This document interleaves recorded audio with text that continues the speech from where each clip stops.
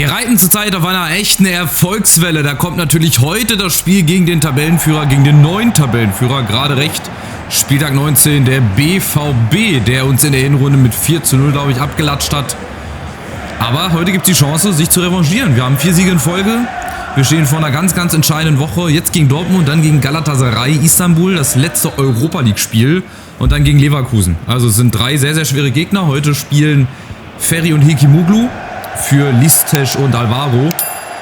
Und ansonsten habe ich in der Innenverteidigung überlegt, ob ich das verändern soll. Aber ich möchte eigentlich den Hauptkern, sage ich jetzt einfach mal so, hier zusammenhalten. Ja, und gegen Dortmund heute bestehen. Wie wir das schaffen wollen, weiß ich nicht. Ich schaue einfach mal, weil wir sind ja auch nicht so schlecht drauf. Von daher, wir nutzen einfach unsere gute Form. Und hoffen einfach, dass die Dortmunder nicht so wie in der Hinrunde über Brandt oder auch Adeyemi oder wer da ein Feuerwerk auch alles abgeliefert hat, uns wieder überlaufen zu lassen. Aber kaum sage ich schon, ist Adeyemi zum ersten Mal da. Im Schnee heute, ganz, ganz selten. Aber der Ball ist orange, den sieht man hoffentlich. Den sieht man auch hoffentlich häufiger im Tor der Dortmunder liegen als bei uns. Aber ich garantiere einfach für nichts. Wie gesagt, so Spiele sind einfach Bonus für uns. Klar, ich möchte mich auch oben festsetzen. Ich möchte auch irgendwie den Anschluss an die internationalen Plätze nicht verlieren. Aber wie gesagt, bei so einem Gegner heute und dann auch gegen Leverkusen, das sind einfach Bonusspiele für uns. Ganz klare Sache. Die Punkte müssen wir halt gegen andere Mannschaften holen. Und dann hoffe ich, dass wir gegen Istanbul unter der Woche vielleicht sogar noch direkt ins Achtelfinale der Europa League kommen. Dann würden wir uns nämlich eine Runde sparen.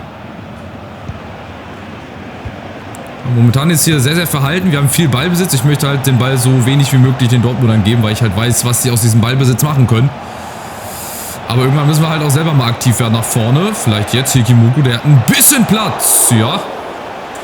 Und nach ungefähr 15 Minuten des Ball hin und her Geschiebes gibt es den ersten Torschuss. Gar nicht so verkehrt. Ein Tor nach einer Ecke wäre jetzt natürlich auch mal wieder schön, aber ich habe halt irgendwie so ein bisschen die Seuche, dass ich irgendwie keinen vernünftigen Eckballschützen habe. Also bei den letzten Vereinen hat es ja dann immer geklappt, so auf einen Elfmeterpunkt. So 3/4 voll. Und dann ist da irgendeiner, der zum Kopfball kommt, immerhin.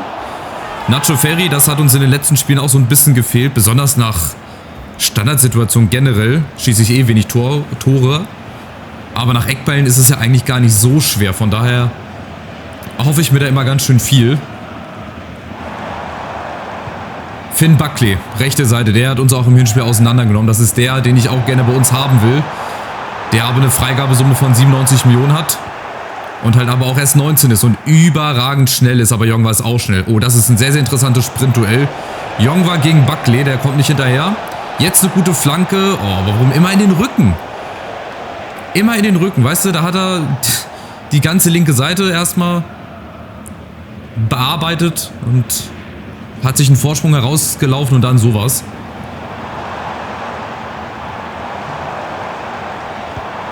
Die Dortmunder kommen über Brandt und Adeyemi. Hier aufgepasst in den Räumen. Dürfen wir sie eigentlich nicht zum Zuge kommen lassen. Aber ich will jetzt auch nicht faulen. Ansonsten gibt es nämlich wieder Elfmeter. Girassi. Ja, wir stehen mit der Verteidigung, das ist alles, oh, war das kein Abseits? Buckley, doch, war Abseits. Wir stehen hinten gut. Ich muss mich einfach dran gewöhnen, das sage ich jetzt, das werde ich wahrscheinlich in den nächsten Spielen nicht mehr so machen. Ich muss mich einfach dran gewöhnen, dass ich die Viererkette nicht so oft verschiebe. Weil dann entstehen nämlich die Lücken. Gut, dass mir das jetzt auffällt nach ungefähr 15 Jahren FIFA-Spielen. Aber es ist halt auch situationsbedingt. Ja, ich denke auch nicht immer dran. Manchmal passiert es halt auch so aus dem Affekt einfach raus. Aber hier, die Viererformation darf ich normalerweise eigentlich nicht auseinanderschieben. Achtung, Buckley mit dem Rebound. Und dann ist es doch passiert.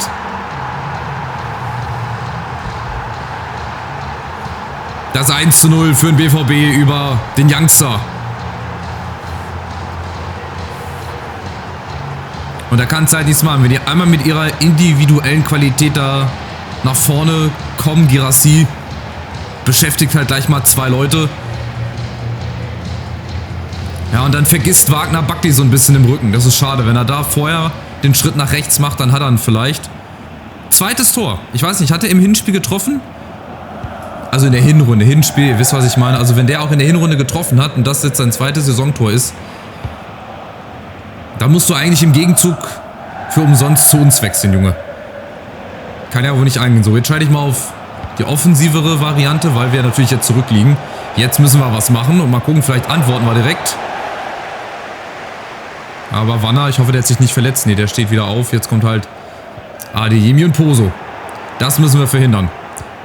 Diese Durchbrüche müssen wir einfach verhindern, weil wenn der einmal durch ist, Adeyemi, das ist genau wie Buckley, dann kannst du echt nur noch beten und hoffen. Nächster Versuch.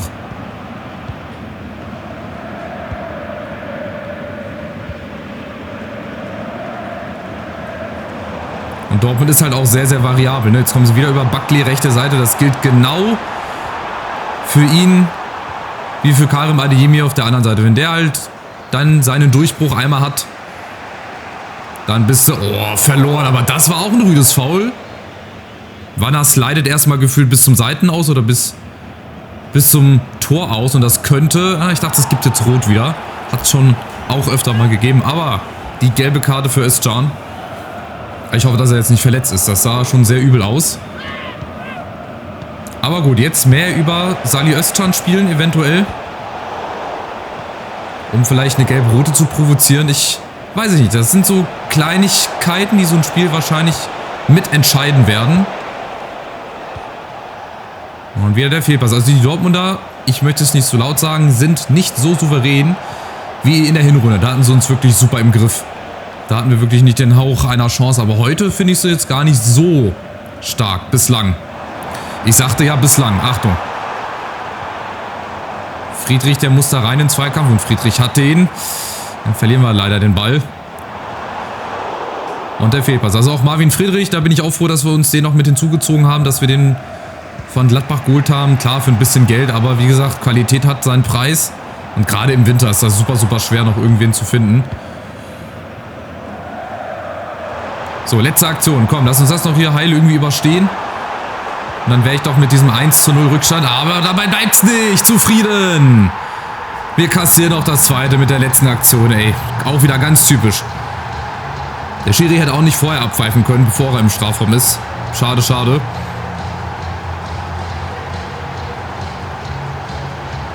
Wir standen da auch eigentlich gut, aber dann ist es wieder Finn Buckley und dann kommt Chavez nicht ran. Dann grätscht Marvin Friedrich zu früh. Hier, zack, da machen wir den Ausfallschritt und Guirassy ist halt, ja, Guirassy, den hätte aber auch jeder andere x-beliebige Stürmer wahrscheinlich reingemacht. Ist halt nur bitter, dass es jetzt gerade mit dem Halbzeitpfiff passiert, weil mit so einem 1:0, da kannst du immer noch mal was machen. Aber beim 2:0 wird es halt schon schwer, gerade in Dortmund. Ja, jetzt ist halt die Frage, was ich mache. Hier Innenverteidigung hätte ich eigentlich auch schon auswechseln müssen oder ob ich eine andere Formation mal mache. Eine breitere Formation oder... Das machen wir. Wir probieren mal die Dreierkette. Wir probieren jetzt einfach mal die Dreierkette so aus dem Nichts raus. Vielleicht überrascht das ja den BVB, aber Achtung, jetzt müssen wir erstmal schauen, dass wir nicht von Adeyemi überrascht werden. Vielleicht muss man die Dortmunder so bespielen, weil die machen ja auch relativ viel Druck. Gehen gut ins Pressing rein. Vielleicht müssen wir sie einfach so beschäftigt kriegen. Oh, schöner Ball, wenn der nicht zu lang wäre. Für Jongwa, es war leider nichts.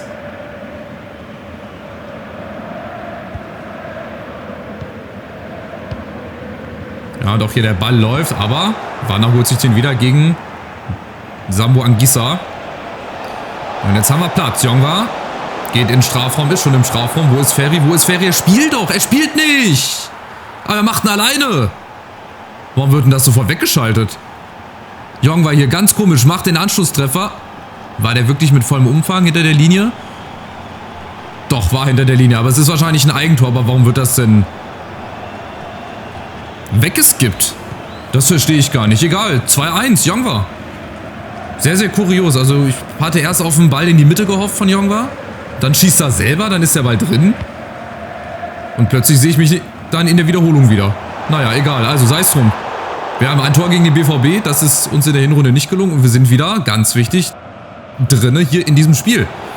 Und wir sind schon wieder vorne. Also wir müssen das Momentum jetzt nutzen. Hekimoglu ist da. Wanner lässt sich fallen. Wanner ist da. Wanner mit dem Abschluss. Wieder Jongwa. Ah nee, der war nicht im Abseits, oder? Ich glaube Hekimoglu war es. War Jongwa auch im Abseits? Ja, wahrscheinlich nur die Haarspitzen. Ja. Ganz, ganz knapp. Also bislang sehr merkwürdige zweite Halbzeit, vor allem das Gegentor, dass wir das nicht gezeigt bekommen. Ist doch egal, wenn es ein Eigentor ist, warum gibt es da nicht die Wiederholung? Ich konnte jetzt gar nicht jubeln, wahrscheinlich weil es ein Eigentor war oder so, deswegen konnte ich nicht jubeln. Naja, ist ja auch egal. Schauen wir zu, dass wir genauso weitermachen, weil das sieht echt gut aus, auch mit dieser Dreierformation jetzt. Es hat offensichtlich bislang gefruchtet, also der BVB hatte mal kurzzeitig Probleme hinten in der Verteidigung. Aber jetzt sind sie wieder da. Achtung, Adeyemi, Chavez und das war's. Jetzt hilft nur noch beten und hoffen. Guirassy, Achtung, nächste Chance, aber wieder geklärt. Also wir sind wieder voll drin in dem Spiel. Zwar hinten ein bisschen offener, klar, jetzt durch die Formation. Aber zum Beispiel hier Samu Anguissa, der überzeugt mich jetzt auch nicht so wirklich. Der hat da ein bisschen Probleme im Mittelfeld. Der scheint so ein bisschen angenockt, würde ich es jetzt einfach mal nennen. Und wir sind wieder vorne über Ferry und über Pozo. Aber leider im Abseits. Scheiße, was war das für ein geiler Ball. Aber warum er den so spielt? Ja, der normalste Straßenkickerball. Schade, dass der auch wieder eine Sekunde zu spät gespielt wird. Dann wäre Pozo frei gewesen. Und der hätte dann die Chance gehabt, den Ausgleich zu machen. Jetzt kommt der BVB wieder mit Hincapié, wieder Adeyemi. Da kannst du nichts machen. Achtung, jetzt wieder Guirassy in der Mitte. Was macht er? Er schießt alleine. Oh, haben wir Glück. Dass Sinamoy quasi angeschossen wird. Mehr musste er in dem Moment gar nicht machen. Ja, die Dortmunder, die lassen jetzt so ein bisschen, ja, Federn will ich nicht sagen, aber die Lücken sind halt schon da. Hier gerade vorne im Sturmzentrum, wenn Ferry jetzt durchläuft. Ja, der ist gut gespielt und jetzt die Chance zum Ausgleich. Ich sollte diese Formation öfter spielen. Also jetzt funktioniert sie. Es läuft gut. Ich habe ein gutes Gefühl. Wir kriegen vorne unsere Chancen mit dieser Dreierkette, aber das klappt natürlich nicht immer. Aber in diesem Spiel bislang, jetzt müssen wir uns belohnen. Jetzt müssen wir den Ausgleich schießen. Das wäre sehr, sehr schön. Mal eine vernünftige Ecke, bisschen höher angesetzt. Diesmal durch Pozo. Ja, der kommt schon besser. Ferry. Hekimoglu, wer kommt ran? Leider niemand. Oh nee, jetzt läuft Bakley durch. Oh, und der ist auch weg. Den müssen wir vorher gestoppt kriegen mit Wagner. Wagner gegen Bakley. Na, komm. Der wird vorbei sein, oder? Bakley, nein, Wagner ist da. Sehr, sehr schön. Und den zweiten Ball auch noch. Super. Extra klasse. Also Halbzeit 2 gefällt mir wirklich richtig gut. Einsatz stimmt. Die Chancen vorne sind halt auch da. Durch die neue Formation und die Lücken eigentlich auch. Aber nach hinten wird es halt, glaube ich, gegen Ende von der Kraft her, glaube ich, einfach schwer, hier noch was mitzunehmen dann. Aber wir sind da. Wir sind in den Zweikämpfen drin. Wir machen Dortmund das Leben wirklich sehr, sehr schwer. Und deswegen bringe ich jetzt nochmal, ihr seht das. Die drei müsste ich jetzt hier eigentlich mal auswechseln. Aber ich habe dafür, glaube ich, niemanden. Da haben wir Kulis, da haben wir Ischi. Da können wir leider keinen mehr reinbringen. Rechte Seite wäre Grudowski nochmal, der für frischen Wind sorgen könnte. Hier machen wir Kaba, Listesch jetzt auch nochmal. Und vorne Alvaro nochmal für Hekimoglu. Dann habe ich mit... Ah, geht nicht. Egal. Dann machen wir es mit Ferry und Hekimoglu. Aber jetzt die letzten 10 Minuten nochmal mit Nachspielzeit. Einfach nochmal probieren. Wenn es am Ende dann ein 3-1 und ein 4-1 wird, mein Gott, dann ist es halt so. Aber wir haben es zumindest dann probiert.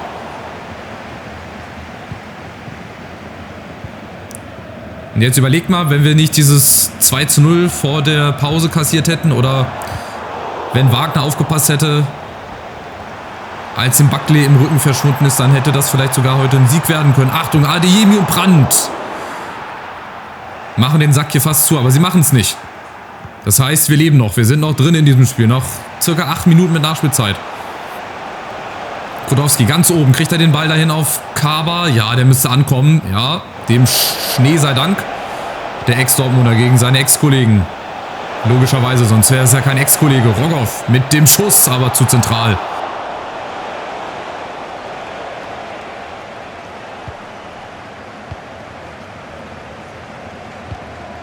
Die letzten Sekunden hier.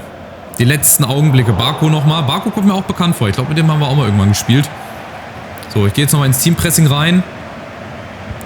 Wir müssen nochmal irgendwie in Ballbesitz kommen. Ansonsten war es das hier. Ansonsten gewinnt der BVB das. Macht jetzt wahrscheinlich den Laden dicht. Oh, Brandt mit Guirassy. Der ist weg. Und Adeyemi. Ja, fair gestoppt. Komm, kriegen wir nochmal einen Ball. Vielleicht einen Ball nochmal, aber wir sind platt, die meisten. Die meisten kommen leider nicht mehr in die Zweikämpfe rein. Sambo Anguissa hat mit Glück nochmal den Ball behalten. Wir werden leider dieses Spiel auch verlieren gegen den BVB. Nach 4 Siegen in Folge. Leider, schade. Obwohl wir gut gespielt haben mit der Dreierkette. Da bin ich echt am Überlegen, ob ich die nicht von Anfang an mal bringen soll. Wenn es auch in den anderen Spielen so läuft. Das weiß ich jetzt natürlich nicht. Wirft uns aber nicht zurück. Jetzt schon der Fokus aufs nächste Spiel gegen Galatasaray und die Dortmunder. Ja, unter dem Strich ein bisschen glücklich, aber ich glaube nicht ganz unverdient gewinnen sie dann doch mit 2-1. Ja, und ich glaube, wir haben einfach auch im Rahmen unserer Möglichkeiten uns ganz gut verkauft beim BVB. Das ist halt noch nicht unsere Wellenlänge. Irgendwann in 2-3 Jahren vielleicht mal. Aber gut, mit Luke Chambers verhandeln, Vertrag aushandeln. Ich glaube, das hatten wir noch im letzten Part, ne? Ich weiß nicht, ob das geht, ob wir die finanziellen Möglichkeiten, genau das war das Problem. Da war doch irgendwas, deswegen war das noch offen. So, also Fokus jetzt auf das letzte Spiel in der Ligaphase. In den Playoffs sind wir schon mal. Ich möchte natürlich jetzt auch direkt ins Achtelfinale und wenn wir gewinnen, dann haben wir den Sieg. Haben wir noch einen Abgang, von dem ich nichts weiß? Wer ist dieser Kollege mit den gefärbten Augenbrauen? Ter Horst, also auch ein altbekannter, 2,1 Millionen. Vielleicht haben wir jetzt das Geld für Luke Chambers doch noch zur Verfügung. Wenn wir jetzt verhandeln, angebotener Vertrag. Warte mal, wenn ich jetzt hier auf eigene Angebote gehe. Warum? Wir haben noch die finanziellen Mittel. Was war denn nochmal der Vertrag? Wir hatten, glaube ich, eine Leihe. Ah, nee, 3,9 Millionen haben wir gar nicht so viel, ne? Oh, hätte ich jetzt noch eine Leihe gemacht. Naja, ich muss mir das offscreen nochmal angucken. Also, 4-2-3-1. Hier haben wir noch Michy Batshuayi, der in echt ja zu Eintracht Frankfurt gewechselt ist. Ja, Hakim Ziyech, Demirbay, noch bekannt aus der Bundesliga. Kaan Ayhan, natürlich auch in der Bundesliga mal gespielt. Also, keine so schlechte Truppe. Wilfried Zaha spielt immer noch oder ist jetzt auf der Bank. 2 Siege hatten sie, glaube ich, aus den letzten Spielen. Also, gehen wir rauf auf die Tabelle. Wir stehen in den Playoffs. Das ist sicher. Jetzt geht es nur darum, ob wir auch direkt ins Achtelfinale einziehen oder nicht.